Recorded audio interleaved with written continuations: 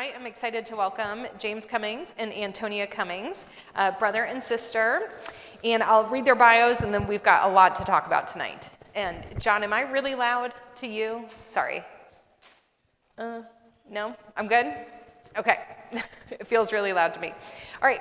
Over here we have James Cummings. He actually graduated last May, majored in history. In the summer of 2022, he actually worked at Dignity Memorial Cemetery in Falls Church, where he was introduced to funeral service work. He enjoyed the work and realized he was interested in pursuing the management side. Upon graduation, James reached out to his sister Antonia and other contacts he made that summer. After many interviews and phone calls, he was offered the sales manager in training role, which hopefully you'll tell us more about in a little bit. This position required 5 months of training before he was able to oversee a cemetery on his own. He is currently the company's youngest sales manager, and he is able to support his family and live out his faith in an incredible way to serve families who have lost their loved ones. And back in September, he married Annie Sirkovich. So she should be joining us sometime this evening. So she's out there right now. So many of you probably know her. And we have Antonia Cummings. She graduated in 2015 and majored in theology with a minor in philosophy. After graduation from here, she went on to receive a degree in mortuary science from John Tyler, which is now Bright Point Community College, if you've heard of that. Antonia has gone on to become a licensed funeral director in Washington, D.C. and Virginia. She's a licensed pre-arranging funeral director and a licensed cemetery manager. She has participated in grassroots projects with the Arlington Catholic Diocese to educate priests, seminarians, and lay people on the importance of living out the faith through the corporal and spiritual works of mercy that correlate to death. Currently, she is a family service director, so we'd love to hear more about what that means, for Dignity Memorial, an international funeral service company managing funeral home and cemetery teams, and she lives in Falls Church. So we are very excited to have you all here. I know this is a very unique topic that we have definitely never had before here on campus in this capacity. So James, did you want to break the ice at all? I know that Jayski came in and said, welcome to Death on Tap tonight, so we'll just put it out there. So yes, did you have one? He said he hears death jokes all the time. I can see everyone was dying to get in here tonight. Yes. So thank you all for coming. Yes. So we will try to keep them coming. So we do want to discuss this topic and this industry with a lot of respect and also some levity as it comes. So tell us, Antonia, about how you got into this. What led you from Christendom into the mortuary science degree? So when I came to Christendom, I swore I would never be a theology degree, first of all. And by the end of my first year, I knew I wanted to do theology, mostly thanks to Jayski. And so going into that was a little bit terrifying because everyone here who was going to theology may have asked themselves, what do you do with that other than teach or go into religious life? And I was leaning towards a medical profession. I always had an interest in medical fields and especially in forensics. So I was looking into forensic nursing while I was at Christendom.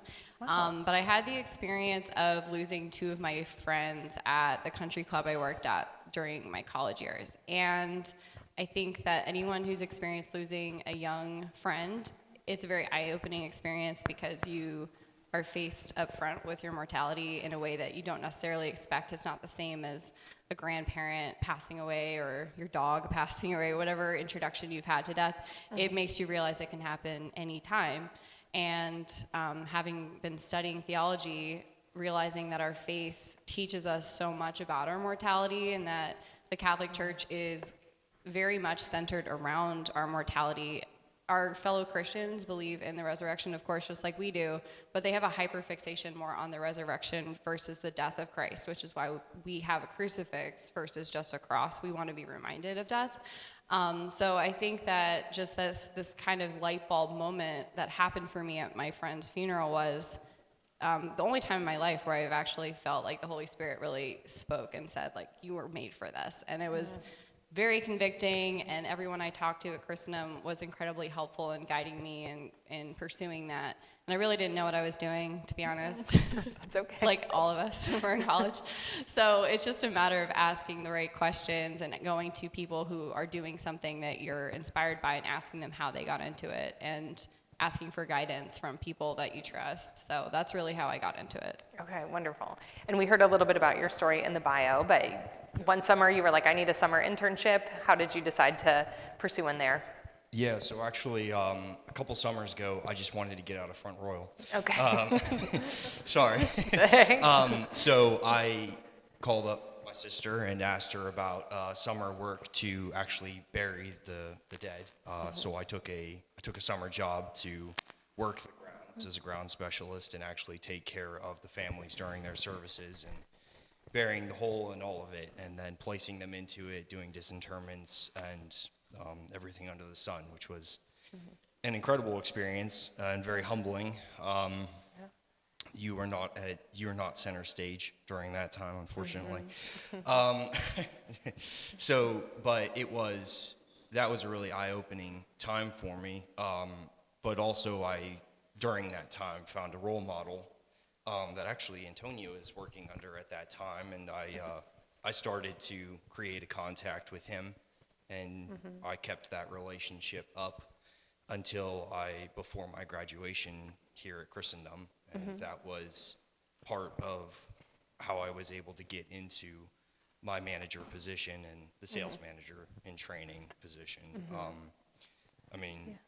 At that point, I was really excited to get married, so I needed something that could support my family, and this was an incredible career to be able to endeavor under, but also a spiritual and corporal work of mercy, which you can't say that you get very many jobs like that. That's very true. Yeah. So when we were discussing things, oftentimes the main job that we think of when we think of funeral services is the mortician, who is the one, if you don't mind telling us what the mortician does, but that's kind of the main job that we think about. And I'd love for you to tell us more about all the different types of jobs within the funeral service industry, and especially that you've worked in, because you've got all these different licenses and things. Yeah, so it's a very closed-door industry. I like to call it a work of service because there are so many elements of it that are service-oriented. But because it is so closed-door, a lot of people do just think that a funeral director or mortician is just somebody who goes out in the middle of the night, picks up dead bodies, and embalms them. And while I did do that, and I did help with all kinds of crime scenes and other investigation situations, and those things are fascinating to me, it's really not the main part of a funeral home's job. So we have people in the industry that don't necessarily have even a college degree or a license. We have people with accounting backgrounds, insurance backgrounds. We have business management needs. We have people that simply want a typical 9-to-5 job where they can make $20 an hour or more, just doing things like picking up a deceased person or running the services for the funeral directors while they're doing other things. We have people that specialize in veteran affairs where they're helping do transports from Dover, which is the main military deceased headquarters, so to speak, where they take care of all of the veterans who pass away overseas and then transport them to Arlington National Cemetery. So we have people that do that all day. We have people who go to the airports and pick up people who've been transported by embassy officials. We have people who do our grounds work, so like James did. So we need people to actually do the physical digging of the graves with equipment typically, but sometimes it was by hand. A lot of the time you did have to do it by hand, depending on the religion of the burial and what the family's preferences were, then you would be out there for a long time. Yeah, so theology is very necessary. Actually, if you do decide to become a licensed funeral director, you are required to go to additional schooling. So I was lucky enough to start at Christendom because theology was knocked off my plate the second I got to mortuary school because it is a required credit. And all of my theology degree actually transferred in. So I didn't have to take any of the theology courses. I was able to just maintain my Catholic theology courses. I've gone on to study other theology because it is very important. Like James said, some religions actually do require you to hand dig the grave due to the fact they do still believe it's a corporal and spiritual work of mercy themselves, whether they're Muslim or Jewish. And so they really take it very seriously that we need to be participating physically in that process. So we have, I would say, within just funeral home and cemetery, probably 45 or more positions that don't require any education, and all of them are steady jobs that you can actually provide for a family with. And if you're a college student and looking to try to get into it, there are entry-level positions where you can kind of dip your toe in, because a lot of people are nervous going into this industry, and so it's a good idea to start with something a little bit more simple, like be a receptionist, or maybe go a little further and actually be a removal person where you're going out and helping take a loved one into the funeral home's care at night, which I actually found to be one of my favorite things to do in the industry, because the intimacy of going into someone's home when they've just experienced a loss is such an amazing experience. Actually getting to see families grieving in those private moments, and they've just passed, and seeing what happens to a body when they have passed, and really understanding the magnitude of the soul leaving the physical body and what that does is very humbling. And it's like being in a labor and delivery room in a lot of ways. It's just very intimate. So getting to be part of that is really amazing. And those families I got to meet doing that, a lot of them I think of regularly because it leaves a mark with you. Oh, wow, that's awesome. So you've done a lot of different jobs within. And is there one kind of entry point if they are interested in becoming a funeral director one day? Yeah, what I usually recommend if you want to become a funeral director and you're not sure if you want to make the investment to go to mortuary school yet, I think the best way to start is to start by becoming a removal technician at a funeral home, which is someone who is going out and doing the removals, also helping with medical examiner cases where you're going to crime scenes and helping clean up investigations to be able to prepare for the next steps. Those can be gruesome, but it is a really good experience just to kind of understand the raw reality of the things you will see in the career. So you kind of get a full-blown effect of what it would be like to be a funeral director without having to go through the investment. So it's a good start. Or while I'm not pro cremation, generally speaking, it's a personal choice, and the church does allow it, but I have reasons why it's not my preference. But becoming a crematory operator is a good option because it doesn't require schooling, and the location will typically pay for your license, and it's a 2-day program. Okay, wow, that's interesting. Okay, so James, tell us about your role at Dignity Memorial. Talk to us about what you do. So currently, actually, Antonia and I have the same position, different cemeteries. Okay. So my role currently is managing a team of family service counselors, to which the goal of our company is to normalize this conversation, or the conversation, as we title it, to have with families, because we can all accept that one day we're all going to die. Sorry, guys. Didn't mean to break that to you. But we are mortal. And so that's a conversation that you have to have with a lot of families, and a lot of families who don't want to think about it. So and I know Antonia can speak to this as well, it's a difficult conversation to have, but it's our job as good citizens and good keepers of the earth to ensure that you're well taken care of for the sake of yourself and your family. And that's the main thing, is protecting your family. So our family service counselors, we're reaching out to as many families as we can to protect them and to ensure that these families are coming in to take care of their pre-arrangements. So what that looks like is selecting your burial space, which could be cremation, or full body, which would be traditional burial. You would have to choose your outer burial container, which is a vault. And then you've also got your cemetery preferences, meaning everything that you have to do before, during, and after the burial service itself and the memorial. So by the time that you're finished with all of that, you're looking at anywhere from $20,000 to $35,000 for a burial, which is a huge financial burden, and a lot of families push that off to the end, which then they're trying to scrape together what they can to pay for their mom or their dad's or their brother's or their sister's burial. Which is an incredibly difficult time, and something that we try to help families with as much as possible, but that's the point, is we're trying to avoid that situation from coming up so that we know what it is that their mother would like or their father, what their preferences were. Because especially as Catholics, you have to be buried within a site that you can be honored. Do you? Yeah, so something that I do on the grassroots level is, like James said, we try to educate the public, but on a Catholic level, I really try to focus on going to Catholic churches, and I also teach at St. Charles Borromeo Seminary every year, and now I'm also teaching at the Mount this year, and try to educate our seminarians and lay people on what we believe as Catholics is important to have as part of the conversation that all mortals need to have, but Catholics need to be considering the fact that we're actually required by our faith to really contemplate our mortality on a daily basis. When we pray the rosary, every time we say a Hail Mary, the end of it is, and at the hour of our death, amen. And I think sometimes we forget that that's the key part of the Hail Mary is at the hour of our death, amen. So we are called to think about these things. And actually, I helped to bury Dr. Carroll when he was originally buried, and then had him transferred over to the main new church. And so there are different situations for everyone. So while we work for a funeral home company and cemetery company, I've been involved in helping a lot of Catholics in this community even that have needed to come up with a better system for themselves, whether it's financial or just personal preference, or just really wanting to fulfill that Catholic teaching of honoring the dead.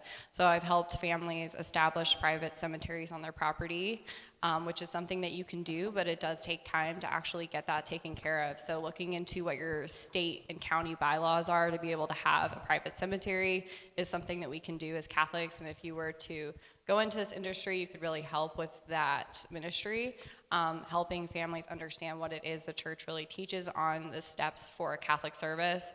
So when I'm educating the seminarians that are about to go into their final diaconate year, I'm preparing them for the questions they're going to receive when they go in and give last rites, helping them answer a lot of the questions that they're going to be looked to for answers as the person that's trusted by their parishioners, and helping them kind of build those relationships with funeral homes and cemeteries to make sure that our families are being served properly.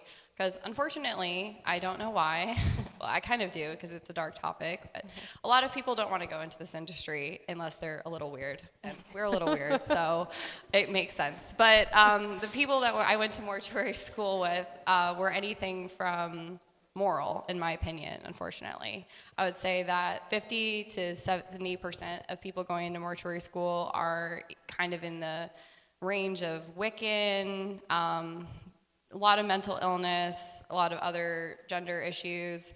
I don't know what it is that is specifically drawing these people to mortuary science, but I think that it does show that there's an actual spiritual warfare there. It's the last battle, so to speak, kind of like the book in Narnia.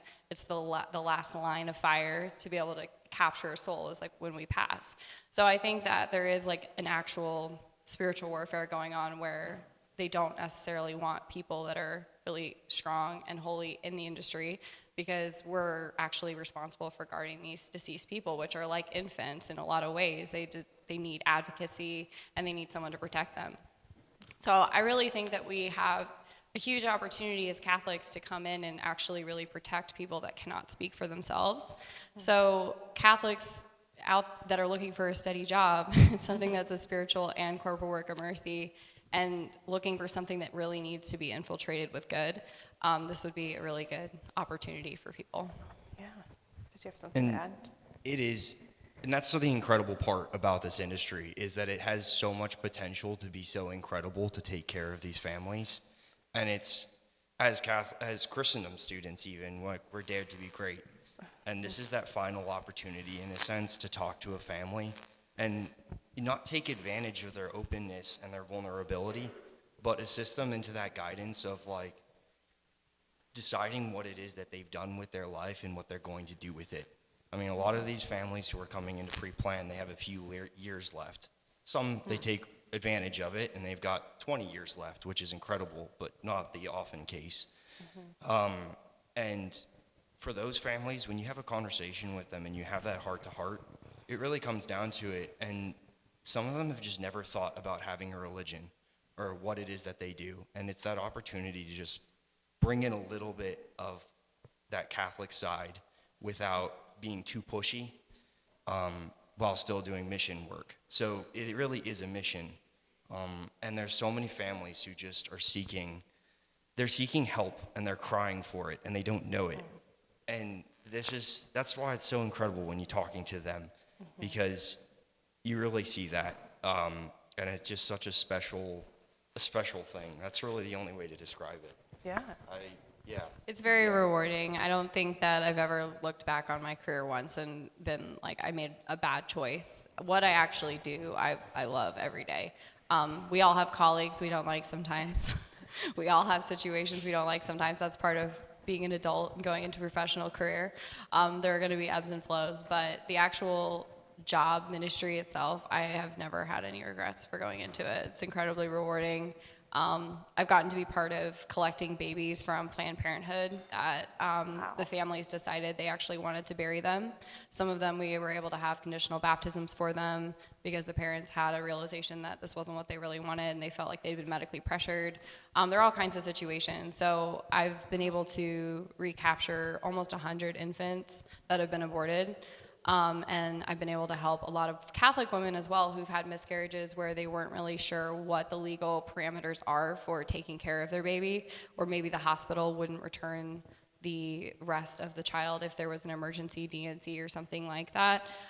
Sometimes the hospitals would not give the baby back without a licensed funeral director present. So being able to recapture infants so that they can be laid to rest at a church cemetery or in your own yard, those kind of things, like, you can't describe the kind of reward it is to be part of those sorts of situations. So unspeakable things that I never thought I would have to see, but also wouldn't trade it for anything. Okay, wow. Yeah, that's pretty powerful to hear about. I want to take a moment to say a few things. One, it is 7:30 and I saw some seniors leave. If you are a senior in here, I know the senior soiree starts right now, but it goes until 10 p.m. I meant to say that earlier, so hang out, please. Two, back to James, what you were saying before about the expense. I highly recommend life insurance, and this is why, to be able to cover those costs. And so I talk about it especially in senior EFL, and then senior year, I will be talking about it with, or for the seniors, I'm going to do a workshop next month. And I talk about life insurance because it's one of the primary things that life insurance covers, is being able to bury somebody, especially if it's an unexpected death or at a young age. So highly recommend that. Can you talk about your day-to-day work? Like, what are you in an office? Are you at the cemeteries? Tell us more. Are you talking to clients and stuff like that? Yeah, so you're assigned to, depending on where it is that you're living, where you're located, where you would like to be, what your goals are, you'll be located at a cemetery that's within reach of you that you can work at. Okay. So you'll be at that cemetery when, for me as a cemetery representative, family service director, same as Antonia, then my cemetery is called Lakemont Memorial Gardens. So I have 3 counselors that are under me, and all of us are on site. We're open, not 24/7, but we're open 7 days a week. The only day we officially close the cemetery is on Christmas Day, since death never stops. Not something you can run away from on that. So we do have to be available to families at all times. Now, that doesn't mean that you have to work an insane amount of hours. You do only have to work 5 days a week, meaning 40 hours. So you're supposed to get there at 8:30. That's our start time. And then we go into a morning meeting at 8:45, which we call the call to the board. Okay. That's when we go over any burials during the day. So depending, sometimes you have 2, 3, 4, 5 burials that day. So you need to make sure that you're organized and ready to receive these families and the hearses and the trains that are coming behind them. I'm sure that everyone here is familiar with a Catholic burial, and everyone likes to show up. Fascination of it. But also for the graces that go along with that, and it's the same for all of these burials. Many, many people will show up, and sometimes you'll have 300 people in a mariachi band. That's a very true thing that happens. So then 8:45 to 9, we go over all the burials. 9 to 10, we have our our sales meeting, as we call it. We have to go over any appointments that we have that day for pre-need presentations, complaining families, whatever it is. You are dealing with families who are usually suffering in the 5 stages of grief. So you have to deal with all sorts of emotions, which is something that takes time to balance out and understand, because these families aren't actually upset at you, they're upset at the circumstances, but they will take it out on the person that's directly in front of them.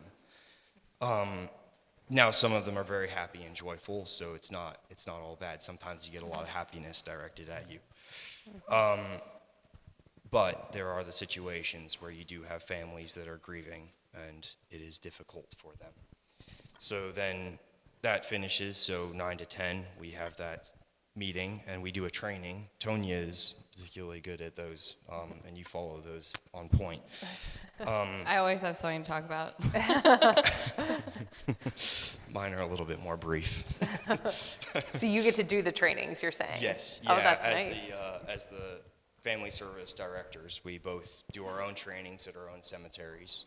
We're required to do a lot of continuing education in the field because I call it funeral practice in a lot of ways, like law practice or medical practice, because the rules are constantly changing. There's new legislation that will require things to change on cemeteries or funeral home side on a regular basis. So we review any law changes, any procedural changes. If there was something that occurred from a religious standpoint, maybe we had an issue with the Muslim burial board or any other boards that exist in Maryland or DC, Virginia, we have to review making sure that any religious heads understand what we're doing moving forward to address any issues that came up. There are a lot of requirements for making sure we can accommodate a burial within 24 hours due to religious board requirements. And because we're near the Capitol, we do have a lot of monitoring on that. So we have to make sure we're in line with everything, make sure our staff are up to date every day for anything that happened. If there's something like the Potomac crash that happened recently, we actually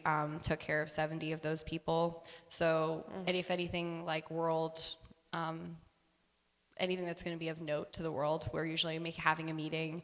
If we know that a president is near death, we're planning for that in advance. We took care of President Carter. I took care of Ruth Bader Ginsburg, President Trump's brother, Madeleine Albright, all the Supreme Court justices. So anytime any of them are sick or there's been an announcement for a cancer diagnosis, we immediately go into action to make sure we have a plan for those things. And we have to make sure we have security details lined up. We have a meeting with the press and the White House to make sure everything's in order for that stuff. Yeah. Wow. A lot goes into it, so that's the short term of it. Yeah. Yeah, but so then our day really begins at 10 o'clock. You have an hour-long call session, so we're reaching out to any families that may not have completed their pre-arrangements, and then you're running appointments and burials throughout the day. Now, at my cemetery, it's a little bit different, since my family service counselors, they actually run their own burials to upkeep that relationship with the family, and they like to stay face, and usually you'll get a hug from the family if they see you there and they've seen that you've taken care of them, and they really appreciate it. It means a lot to them when they see you there standing for their loved one. And then, but sometimes for a cemetery like Antonia's, it's much, much larger than mine. So they actually, their family service counselors don't have time to run their burials at times if you, Yeah, so larger locations have a lot more support staff to help with things that don't require a licensee to run maybe a burial, or help with different procedures in the cemetery to verify we're actually burying people in the correct sites. There are 3-step processes to make sure we're not burying someone in the wrong site, placing a monument on the wrong site. There's a lot of emotional turmoil that goes on with those things. So a huge part of the expense of funeral services that we're heavily legally lawsuit friendly, just simply because you're dealing with a lot of emotion. So people have a lot of reasons that they might want to sue us. And even though we may not be in the wrong, I would say 99% of the time we're not. People are very emotional, and so to them, something they're unfamiliar with is always going to seem wrong, especially when they're upset. So we have to do a lot of recon in that area. For the funeral home, it's a little different. So I did manage funeral homes, and I managed funeral directing teams that were remote, meaning that they actually went to 18 different locations to fill in as needed. So when I worked at Gawler's Funeral Home in Washington, D.C., we did a lot of those meetings with the White House and security detail meetings and things like that, because we were in charge of any kind of official deaths that happened in the state. So those days looked more like a lot of meetings, a lot of literally just practicing picking up a casket over and over like the military do, making sure that we had our steps in line, that we had exact levelness of the casket as we lifted it, that we weren't gonna have any embarrassing moments on CNN Live or Fox News Live. So there was just a lot of actual proper work going on every day on practicing. But we were also doing the more mundane things like the embalming prep, running the crematory, picking up people who've passed away, running the funeral services themselves, picking up death certificates, picking up flowers, picking up catering, dropping things off at people's houses, playing unlicensed therapist. So we do a lot of different things, and like James was saying, it's like you don't really know when someone's going to need to just talk, and so a lot of your day is having to move things around because you just spent an hour hearing how they held hands at 5 years old walking to the bus every day and then got married at 17 years old, senior year of high school, and how they've been married for 65 years and now he doesn't know how he's going to survive without her. Yeah. And those stories go on and on and on, and they're beautiful and amazing and give me hope for love in the world. But they can take up a lot of your day. So, and those are the people that will call you every day because it was so great talking yesterday. So can we talk again today? So we have different support groups that we offer, like death cafes. So when you make jokes like J-Ski, like this is a death on tap. We do actually do things like death cafes where people who are grieving or maybe going into hospice care themselves need to talk about it. So we have live forums for people to ask questions about the process of dying. We have different people from different parts of the medical profession, like a death doula, which is basically like a labor and delivery doula, someone who will coach you through the process of dying and be an advocate for you to make sure that you're living, like if you're Catholic and you don't have any family, make sure that your medical directive is gonna be followed through correctly. And we also have people come in that are maybe licensed therapy dog people, or we have people that can assist with estates, any kind of different questions that come up with a death or preparing for a death. And then I also host what I call Life Cafe, which is how to continue living after a loss. So we go into the psychological steps of the 5 steps of grieving. We talk about how to do meaningful things that are still going to be fulfilling in our life that we would have done with that person, but they're not here anymore. So continuing to do them and just kind of coaching them on how to continue living, because we have a huge rise in suicide ever since COVID especially. People have really lost the ability to just cope. And so teaching people how to cope again and understand how the value of life is still meaningful. And unfortunately, we do live in a culture of death, and J-Ski helped me to water down my thesis from an entire culture of death thesis, which would have been very long, to one single topic, but I won't go into that for this particular talk. But we do live in a culture of death that ironically never talks about how to cope with it, and helping people get through the life side of death is a huge part of what we do. And did you need some sort of training or certification to run the life cafes or the death cafes? So there are a lot of certification programs you can do online, or you can do a lot of self-study. So I do listen to a ton of psychology books on grief on Spotify or anywhere I can find them, listen to different podcasts on grieving, and try to find more Christian-minded grieving processes. There are a lot of workbooks you can get, even flashcard games that you can do with people who are grieving to kind of help them ask rhetorical questions and open up in a way that's very natural, especially in a group setting. So I've been doing this now for 12 years, so it's just been kind of a continuing education process. Yeah, that's really great. I'm just thinking about all the people who have told me they want to be a counselor of some sort, and that feels like you wouldn't have to go get a full-on counseling degree, but you could still be of service to families and talk them through things. Yeah, we have a lot of advocacy staff that do that kind of stuff. And then our company has what's called the Compassion Helpline. So we've actually offered positions to people at Christendom who've gone here and gone on to become licensed counselors to work for our Compassion Helpline, which is a 24/7 line that allows for people to call anonymously any time of the day or night to just talk through anything that they're feeling. We have multiple languages, so we have something available to all of our families, including Asian languages as well as French, Spanish. I think we had German at one point, actually. Germans don't like to talk about emotions, so I'm not sure we have that anymore. But yeah, so we have that too within our industry. The counselors are very important. Okay, that's wonderful. Were you going to add on to something? I was just going to say, I think in Arabic too for the Muslims. Yeah. There's everything. Okay. So what is something, James, that you obviously moved from the sales manager in training, right, into your family services director role or overseeing that? So talk to us about that transition and how did that happen? Yeah, so rather than throwing a super young, green, passionate James from a year ago into running a location that brings in a few $1 million a year, probably a foolish idea, they decided to give me a training, which is a organized training that they have for anyone seeking a management position. Now there's a couple different interviews that you have to go through that they will rigorously question you on to make sure that they think that you can do it. So I actually had to interview under, his name was Darwin Darling and Ralph DeStefano, and they were our Capital Corridor leadership team. So they were high up there. One is like the Godfather, and the other one's kind of like Dracula. It's the best They way really to do look describe like that, actually. Dracula wears all black. The other one wears nice tweed suits and pinstripes. So they sent me through a rigorous conversation between the two of them to make sure that I was able to handle the different scenarios and try to make me as stressed as possible, which is good. But then they also then sent me to a location in Maryland where I actually learned under an incredible tutor.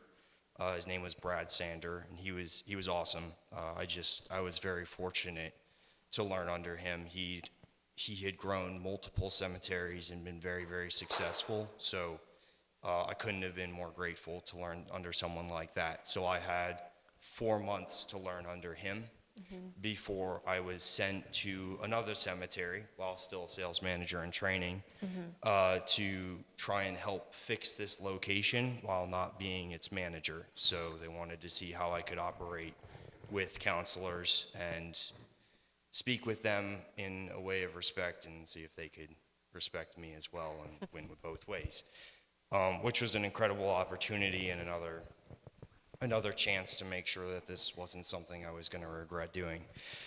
So I had that for a month, and then they sent me to my, and then location opened up, and I threw in my hat, and I said I wanted to go to this new location and have my own cemetery to run, and they sent me to Lake Bond Memorial Gardens, and I've been helping them. They, an incredible team, an incredible cemetery, and that was kind of this has been my past year of working towards where I'm at, and it's a great status to be in. That's awesome. Yeah. I think that a lot of people think when they go into this industry that that's going to be it, and they're going to be dealing with death the rest of their lives, and that could be maybe a dark thing to think when you're going into this, especially as young as some of these people are that might go into it. So what I would say is just keep an open mind if you would be interested in doing something like this, even just for a little while, because our companies like Dignity Memorial are going to give you a great education on just how to be a professional, because it's incredibly sensitive.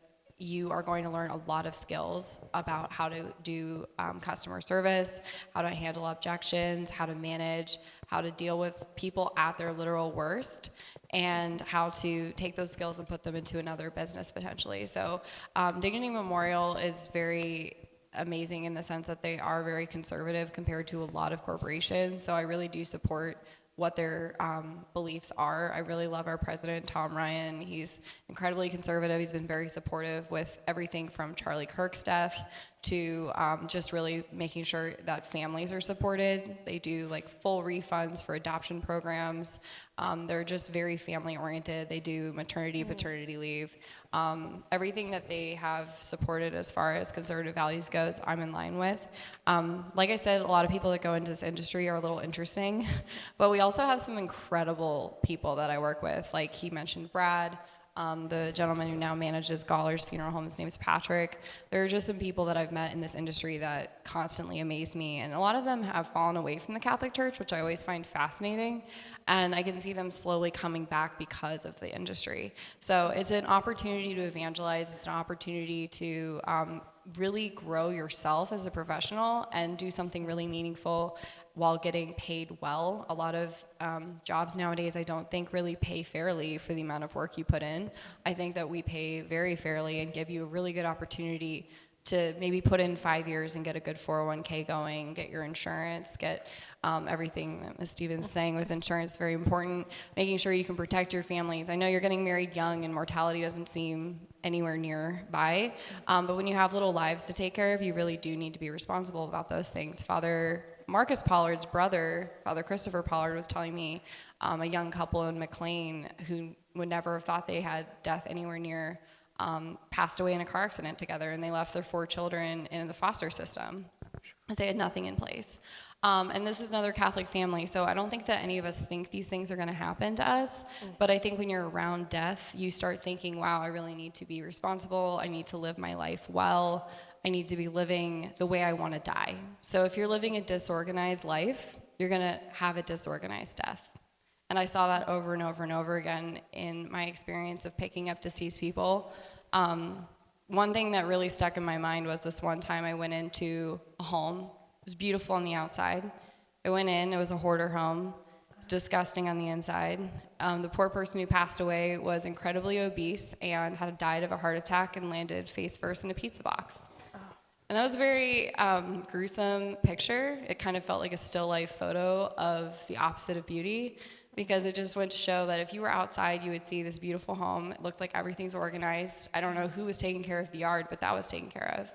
But clearly this person did not have an organized life, and they probably had a mental illness, but it really made me realize, like, okay, you can look like you have it all together on the outside, but it really matters what you have going on the inside.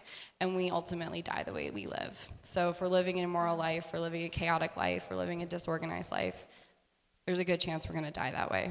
So it's definitely a good reminder to live well, being in this industry. Yeah. Yes. Hugely so. You can't imagine what you see. I mean, even just watching, if families are squabbling before a passing, like watching it afterwards, you'll never get them to agree on anything.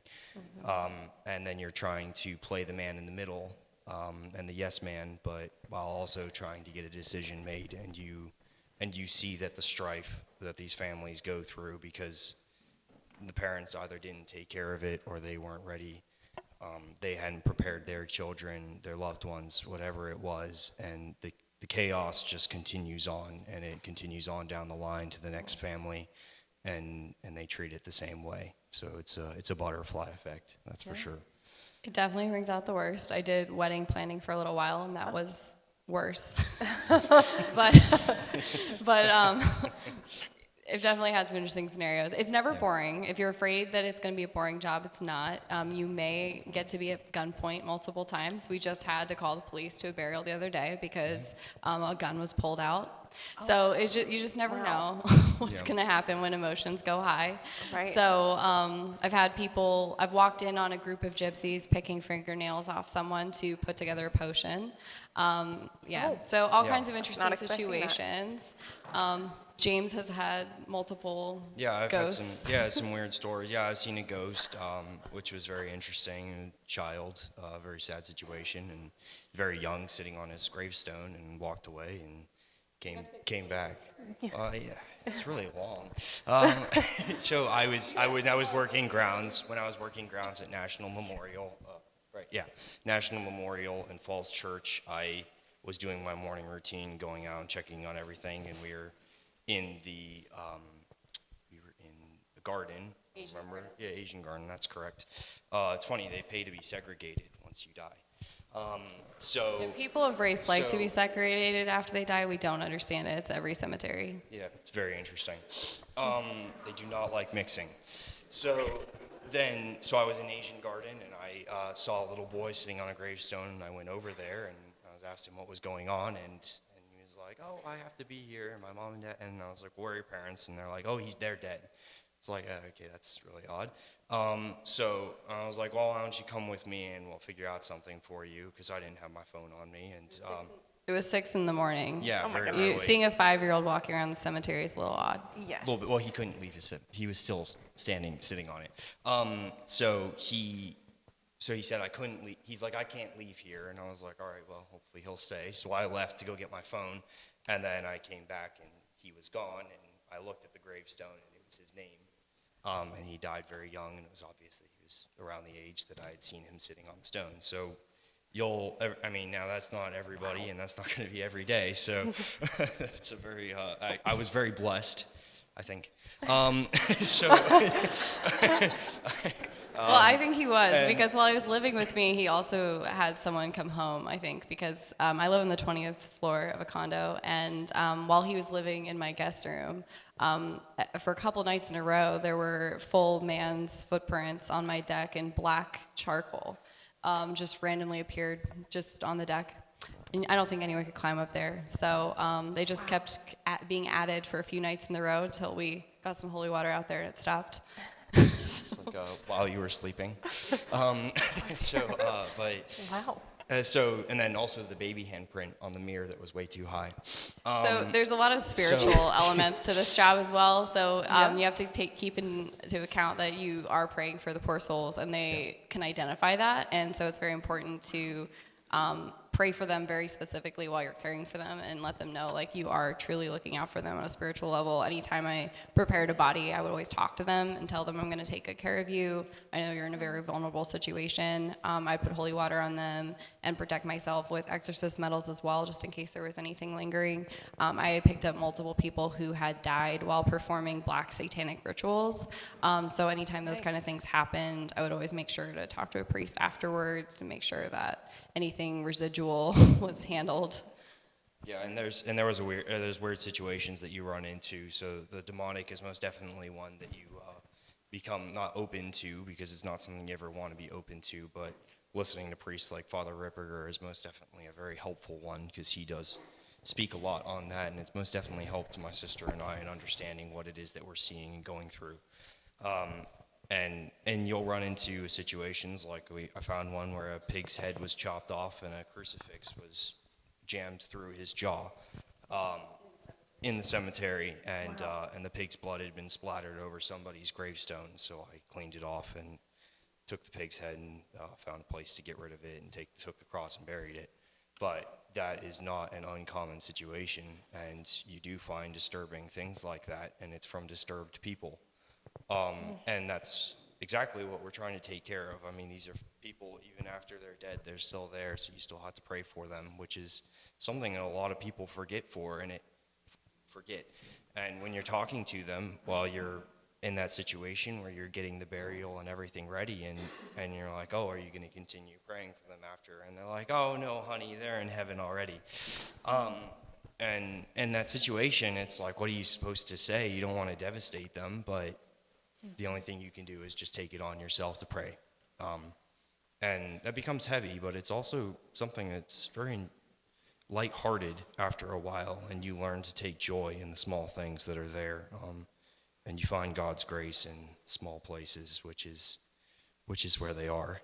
I've buried St. Benedict medals and St. Joseph statues all over every funeral home and cemetery I've ever worked at. If my mom had it her way, there would be blessed salt blocks in every corner, too. But then the grass would be gone. So I feel like you guys have weaved this in a little bit as we've been talking tonight, but tell me why you think Christendom students especially are well prepared to go into this field. Well, you all are taught to breathe Catholic, so you could help other people not only breathe Catholic, but die Catholic. And I think that Christendom truly believes in a mission to go out and save the world and go on a crusade. And I think that this is the true last final crusade, or final journey in general. Dad, some Star Trek quote comes to mind. To go where no man has gone before. But I think that it's really important for us to realize that we are crusaders, not only for the living. We go for all of the unborn children that are out there, but we also need to go for the babies that have died. We need to go for those who are dying. We need to go for those who have passed away, even if it was a long time ago, continuing to pray for them. So I think that we as Christendom alumni have the ability to go out and really create a mission to save souls on one of the biggest battlefields that we have. Yeah. And what's so incredible is it's the opportunity to practice the virtue that you already have here at Christendom. I mean, you guys, looking back on it, you have the best opportunity to be the best Catholic that you can be. You can go to Mass every day easily.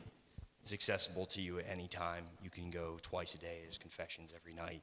And that's not something that you're going to get when you start in your career. So to have this to be your base for the rest of your career and something to kick off of and go back to and remember, it really is the perfect opportunity. And it's the perfect time to just continue strengthening yourself for the battles to come and the hardships, because they're going to come, and there's going to be incredible times, and there's going to be very hard lows that hit you like a sledgehammer on the head, or a T-post driver, depending on who you are. But the thing is that you're going here. I remember when there were some people that I would get annoyed at and I didn't want to talk to, and now I look at it and I get to talk to those people now, but in a business setting. Mm-hmm. So you don't really get away from the people you don't like talking to, so you might as well learn how to talk to them now, because it's a lot easier in this situation, is kind of the point that I'm trying to say, but maybe a little bit too straightforward. Are you saying this made you grow up a little bit? Yes. Never. For sure. Oh, never. I'm still a child at heart. Yeah, but it's so incredible that way. This is the perfect time to practice that. As students, you're learning, so learn to speak to people and communicate, because that is all it comes down to. It's just a lack of communication and talking to another person and meeting them where they're at, which is a lot of what we do, is meeting people where they're at and where they're struggling, because I can't expect them to be up here when they're down here. So you gotta go in that middle ground. Yeah. I think that's the best way to describe it. So we've covered a lot of topics, and I think we covered a lot of the questions that I had. Are there things that we haven't talked about yet that you guys had hoped to say before we turn it over to them to ask questions? For those of you who are considering religious life, I would just say keep this in the back of your head, because if you do go through the process of discernment, I've seen a lot of people leave seminary and the convent process and be kind of lost as to what to do when they get out. And I've encouraged many seminarians who've left that I've gotten to teach in the past to come and consider this, at least temporarily, because it is an instant career, and it's something that they're already really trained for, given their theology background and ability to talk to other people. Like James said, being able to talk to someone is such a big skill. And most nuns and priests in training, so to speak, are really good at talking to people. So if you find yourself in that boat one day for some reason, it's a really good landing platform to kind of get yourself launched. And before I forget, we said we were going to talk about what you wrote for the seminarians for the teaching. Yeah, if anyone would like a copy, I did bring a couple. I think I maybe have 10. I wrote a booklet for the Arlington Catholic Diocese on Catholic funeral rites, specifically directed for seminarians, so that they would know how to talk to people that are in hospice care and they're giving last rites to, or how to advise them on how to properly plan for their death. So if anyone would be interested, I have a few of those. If I don't have enough, I have my business card and I can email you a PDF copy. Okay, awesome. All right, so James, was there anything else that we haven't discussed that you wanted to share? No, I mean, just live out the faith and live it strong and enjoy your time here, because it really is incredible, and it sets you up for a lot of success. So that's all. Yeah, our company loves Christendom students. They love liberal arts degrees. Our sales director, he was a liberal arts degree in specifically the classics. So he's a strong believer in the liberal arts. Awesome. Okay. So we will also be sharing jobs and internships at some point that you all have. We will pass them along. So, okay, Maria is coming in. Who has a question for our guests tonight? Yes, back here. Yep, go ahead and stand up. Can you stand up, and Maria's got a microphone for you. I have a question. Do you deal with, I assume you have to deal with people who are organ donors. How do you handle that? That's a really interesting question. So as a funeral director, I got to do a lot of body prep work for people who were organ donors, and that was really eye-opening for me. I actually removed my organ donor status off my driver's license for this reason. I can see that there is a beautiful gift in the concept of organ donation, and I know that a lot of Christendom students are in the medical field, so a lot of them might understand this firsthand, even better than myself. I think that it's a difficult subject because if you look into the human bioethics groups that the nuns run for Catholic communities, and you look at the questions of brain death and any kind of organ transplants where you have to still kind of your body has to be running, so to speak, but they call it brain death. I think that those things are still heavily unknown. So on a Catholic level, I think you have to really be prudent in your medical directive and be specific as to what it is that you want to allow. Things like corneas, where you can remove them from your eyes after death, you do not have to be in any way pumping blood through your body to retrieve those things. There are different items in the body that can be transplanted, and you are truly dead. And so those things, I think there's nothing wrong with that. It's a personal choice. Tissue donation, like skin grafts, those are very important for burn victims. So if you want to do that, that's great. But my suggestion would be to have a really good Catholic medical directive instead of just being a flat-out organ donor, so that you're specific. Like, you can donate one kidney and still survive. You can donate a part of your liver and still survive. You can donate tissue after death and corneas after death, bone marrow after death. There are different things that do not come into the category of are they alive or not. So it's just a matter of looking into the bioethics groups for Catholics and getting a good Catholic medical directive put together, which our diocese has. You can go on the Arlington Catholic Diocese website and download the Catholic medical directive, and it's really excellent because you can go through and answer all of your questions, and it's all approved by the church. So I personally found it emotionally hard because I would get a body back and they would just be like a bag of bones, literally. Like, they had no tissue, their bone had been taken away. I was filling in the tissue with PVC pipes and cotton and anything I could to fill in their legs and arms. And when a wife goes up to her husband and reaches for his arm and is like, "What is that?" is looking at me like terrified. I had to explain, well, they didn't tell you, like, they're taking all these things. And it's really hard to explain that. So I think there's a little bit of a gray area as to what it is they're gonna do, and they're not completely upfront about it, in my opinion. So. Wow, very interesting question. Okay, and back here, yes.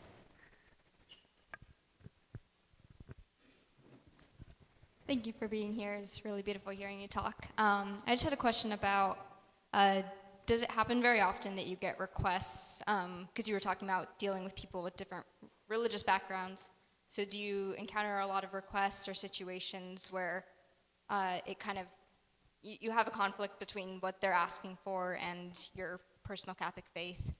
And if so, how do you respond to that? Mm-hmm. So I personally have not, but how I've had to look at it sometimes, because it is hard when you're working with a lot of religions and your red alert is going off and your brain's going like, this is totally in opposition to what I believe in. And that's when you have to accept that this is what they believed in, and all you can do is serve them to the best of your ability and be a good example and just be a good servant to them. I can't. If it was a morally compromising situation, then I'm sure that there would, depending on the situation, I would say something. I think that the thing that's hard is that from a marketing perspective, cremation has become a huge issue globally. We call it the lost generation because a lot of people don't know where loved ones are after they've been cremated. They just go missing because they've been in a closet for decades and no one knows where they are now. So what happens is they're either being thrown away, or people are doing all kinds of odd things like putting ashes into your tattoo, or having ashes put into a diamond, or the scattering, and those things are clearly not in line with our Catholic teaching. So like James is saying, it's really important for us to be educating them. So anytime I had a family come to me with something that I didn't find to be morally in line with my beliefs, ultimately with cremation specifically, I'm giving the ashes back to them. So they're ultimately doing these things on their own. So I'm not actively participating. I'm aware, but I'm not actively participating in it.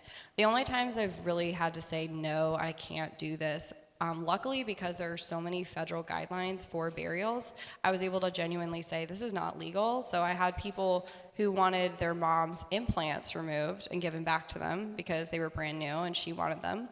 Oh. And I was able to tell her, honestly, that's considered mutilation in the eyes of the state, and a human body is considered quasi-property to the state, and I'm not allowed to mutilate property of the state. So unless you sign a waiver form stating that you authorize me to commit a federal crime and you're responsible for it, I can't do that. Wow. So there are things that you'll get some weird questions for sure. I've asked, how long is sperm viable, many times after someone's passed away. Lots of odd questions. Luckily, most of the time, these things are just not even possible. So the morality of it is already past the point of return.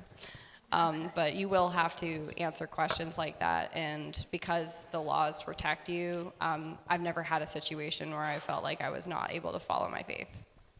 Yeah, and for the times where I could say something, it was if I knew the person was Catholic. And usually I would try and take that opportunity to educate them on, like, they can't scatter ashes into a river. Firstly, because that's illegal, but also because as a Catholic, you have to have somewhere to commemorate or remember the person, and they need to be memorialized. So you can't just dump them or send them to Mars or the moon, which does happen. So We do have an underwater coral reef cemetery that has been blessed by the Catholic Church, though, because it's considered a public permanent resting place. And so all of the urns are buried in the ocean and coral is built on them. So the Pope did say that's okay because it's permanent, public, and sacred. I am learning so much tonight, you guys. I don't know about you. Julia Child is actually buried there. It's very cool. Wow. They just keep coming. Okay. Okay, yes, over here, Maria. If you don't mind standing up, that way she can find you. Okay, thank you for this really interesting, enlightening talk. How do you deal with, as a Catholic, someone who has unfortunately committed suicide? Because there's a lot of different, at least in the past, Catholic restrictions against Catholic burials for that kind of thing. So how do you deal with that? I unfortunately, I've had many experiences with suicide, especially the last few years. We just had a 40-year-old woman shoot herself the other day, and it never gets less shocking just because it's so hard to imagine being in that kind of pain. I think we've all had days that seem unbearable, but being in that kind of pain is incomprehensible to me. I think that the main thing is just to really pray that God lives outside of time, and we pray that they had a millisecond of realization before, whether they drowned themselves, poisoned themselves, or shot themselves, whatever, that they had a moment of realization. So I think that this is where Catholics going into this industry is so incredible. We have the opportunity to pray for them, that they had that moment of realization. And I've had many experiences with people who have killed themselves where I felt very deeply that there was still a soul there, based on different experiences I had. And one of them was a 12-year-old boy who had played the strangling game. He had gotten into pornography, and he was playing around with that. And I remember sitting with him for over an hour, holding his hand, praying for him, and just feeling like he was there.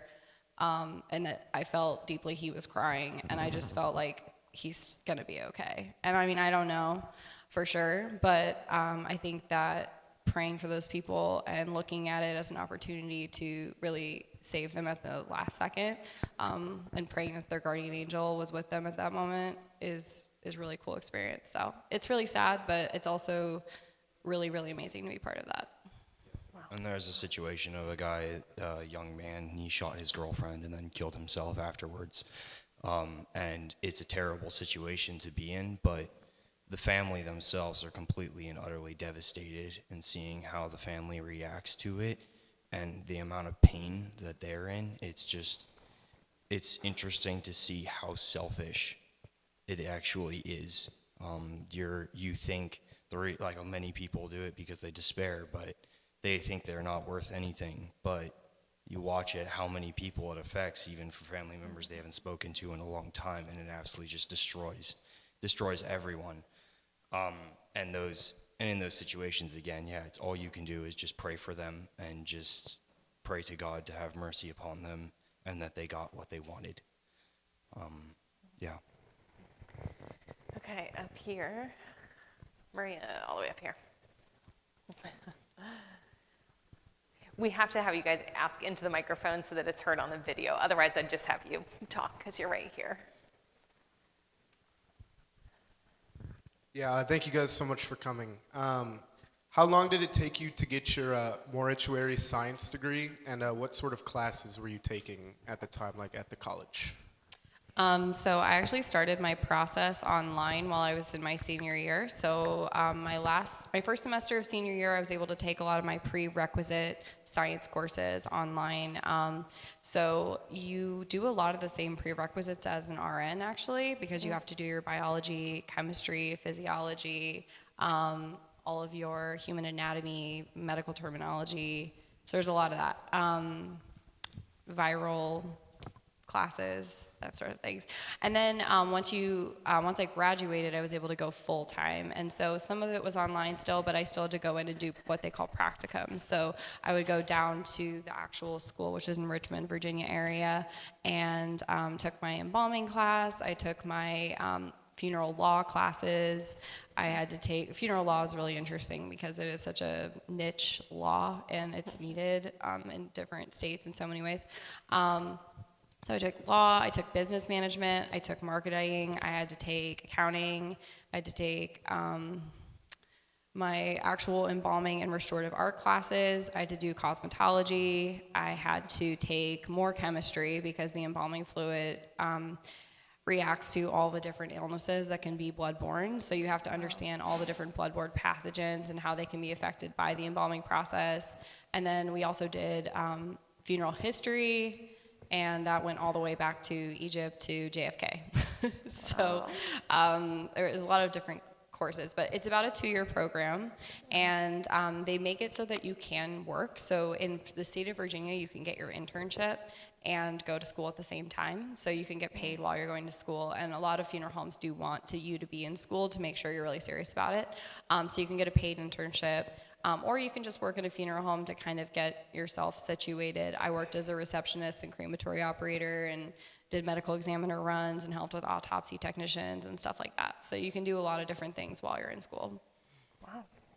And what's good for you all to know is that with the natural science major, you can take a lot of those courses that count as prerequisites for going to nursing school. And so I can look into whether or not they would transfer in and stuff like that. Yeah, so I mean, theology transferred for me, but now that you guys have that, I didn't have that since I graduated in 2015. So all your science prereq courses would definitely transfer.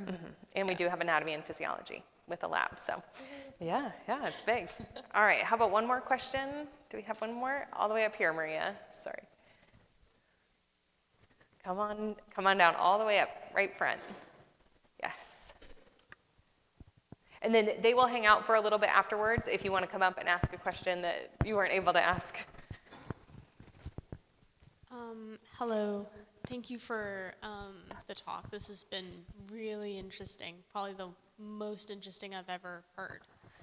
I wanted to ask, you talked about ghosts, and I wanted to ask you, what was your first feeling of ghosts? Like, when was your first experience of this? So I've had a number of experiences. My first experience was specifically at the funeral home and feeling like I was being watched and I couldn't see anything. But I felt very deeply that someone was like over me, and I was in the embalming room. And so I felt like they were hovering, and so I was praying the rosary the whole time. I actually started listening to Gregorian chant while I would embalm because I just needed it to feel more peaceful and like a prayer system. But I felt like they went home with me. I know that sounds really odd, but I looked in the mirror and there was a dark shadow above me, and I was like, okay, they definitely came home with me. But I just ended up praying for them and felt like there was a peace there. I never felt threatened. But that was my first experience. I've had a number of experiences where I felt like there was an evil presence, and that's really scary because it just feels like a constant shuddering going down your back. And this one situation, I know this person was possessed when they passed. They had had a number of episodes where the wife had called the police for him going completely crazy and speaking in different languages and going into contortion shapes, and that it was just totally unnatural were all the reports. Well, he ended up dying in one of these episodes. And when I got there, he was arched like in a perfect U, like a cat on his back, and his neck was arched and his mouth was wide open and his eyes were bulging out. It's not normal looking for a deceased person at all. They usually look very like relaxed. Asleep. Yeah, and so it was a little bit scary, and the police clearly were unsettled themselves, like even if they couldn't quite identify what it was. So when I took him back, I went into the prep room to go and start to try to get him into a more dignified shape. And I went to close his mouth, and as I did that, all the lights went out. And in the funeral home, the embalming room is completely windowless because there are policies where they have to have complete privacy. And then there's policy where you have to have a dressing room next. And then ours happened to be attached to a garage, so there was no light anywhere. And so I was feeling my hands along the wall. I finally got all the way to the door to exit from the garage, and then all the lights came back on. Now, the weird thing is that there's a generator, and the funeral home has to have a generator because we have refrigerators. None of the lights came on, but the refrigerators were still running. So that was really weird. So I came back in, I went to close his mouth again. The lights went off again. I did the whole procedure all over. And the third time I went back to close, because then the lights came on again. So when I went back to close his mouth for a third time, I said, "In the holy name of Jesus, be gone." And I was finally able to close his mouth, the lights didn't come back off. So that was nice. Wow. So those kind of experiences have happened a number of times over the years, and you definitely start to get a little bit of a sixth sense of what feels like peaceful or just someone asking for help or something very evil. So I always have exorcist medals on me, and I always have holy water, and I always have scapulars, and I hand them out a lot to the families I have come in. And they might think it's weird, but if I get a weird sense, then I will give them the medal that I feel called to give them. And it's an odd sensation. It's like a weird tingling down your spine when you run into those situations. Obviously, something went wrong. So, and me as a cemeterian, they never have to disclose how they passed. So to me, so I usually don't know. But there are times where it's very clear that something went wrong, either by the behavior of the family or just standing out at the burial site and something feels very off. It's a very creepy sensation, but all you can do is pray. And you can see the disruption in the group of people. It's really interesting. You'll start to see patterns like, okay, there's like a chaos, almost like the Greek gods thought there was like a god of chaos, like chaos just ensues. So you can tell when there's like something that's just not at peace. And sometimes it might just be that the soul is trying to get their attention of their family and be like, wake up, almost like a Christmas carol. Like maybe it's them trying to warn them, like, wake up, like, live your life better. So you can look at it a lot of different ways, but prayer at the end of the day and a lot of holy water helps. Lots of good holy water. I think we'll end on those words. Give them a huge round of applause. Thank you for coming.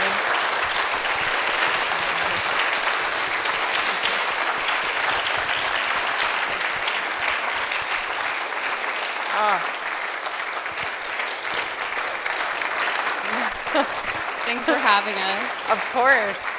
They are such good clappers. They are so always so good. Thank you all so much. They'll be here to hang out and chat for a little bit, and she does have the books up front. Go back to studying.